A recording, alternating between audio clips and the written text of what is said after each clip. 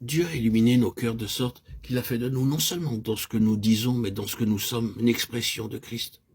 Donc, une révélation de Dieu. Car Dieu qui a dit la lumière brillera du sein des ténèbres, a fait briller la lumière de nos cœurs pour faire resplendir la connaissance de la gloire de Dieu sur la face de Christ.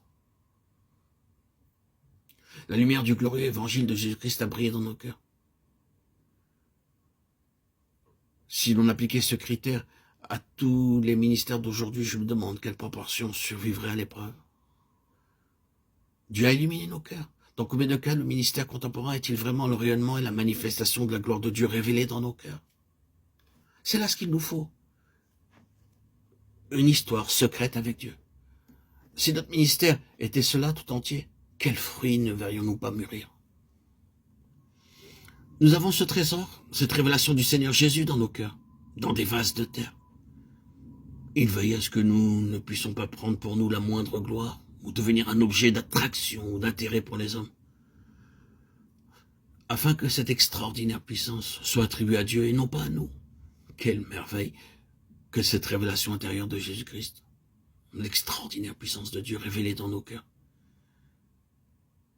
Est-ce que vous demandez à Dieu de la puissance pour votre ministère? Ouvrez vos cœurs à l'extraordinaire puissance de Jésus-Christ. Elle ne peut être dépassée. Il n'est donc pas étonnant que l'effort de l'ennemi tende à aveugler les pensées. Car une fois que cette lumière de la connaissance de la gloire de Dieu sur la face de Christ a pu se frayer un chemin, le crédit de Satan est ruiné. C'est la révélation de Jésus-Christ qui le met en déroute. Quand le Seigneur Jésus sera manifesté, l'empire satanique aura vécu. Et l'extraordinaire puissance dans ce ministère, c'est cette lumière de Dieu qui brille dans nos cœurs, pour révéler en nous sa gloire sur la face de Christ. Ce n'est pas nécessairement un ministère du haut de la chair, mais c'est le ministère du Seigneur. Il faut qu'en toute chose, la puissance de Dieu puisse s'exprimer par nous. Ce ministère est une manifestation de Jésus. Il a plu à Dieu de révéler en moi son Fils pour que je le proclame parmi les païens. Ce qui a fait de Paul un missionnaire, c'est une révélation de Jésus-Christ dans son cœur, qui se transmit aux autres en sorte qu'ils virent Christ en lui. Et la prière que nous devrions faire monter à Dieu, c'est que la part qui nous incombe dans ce ministère soit réellement cela. Christ révélé aux autres à travers notre personnalité. C'est la gloire du Père qui se met alors à rayonner. Et rien ne tient devant elle. Il est donc de toute importance que le vase soit tel qu'il n'obscurcisse pas la gloire de Dieu.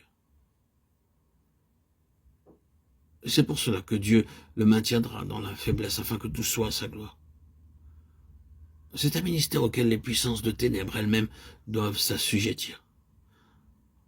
Ce n'est pas ce que nous disons qui compte aux yeux de Dieu, c'est la mesure dans laquelle la gloire de Dieu, savoir si Jésus-Christ, est impartie aux autres par notre entremise.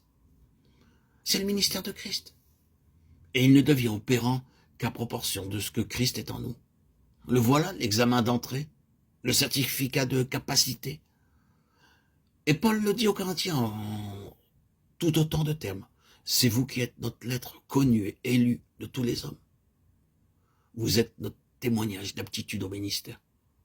Par quoi il veut dire qu'ils sont indirectement le résultat de ce qu'était le Seigneur Jésus dans son cœur pendant son séjour à Corinthe. Ce qui accrédite vraiment le ministère, c'est ce que le Seigneur est pour nous, dans notre vie intime.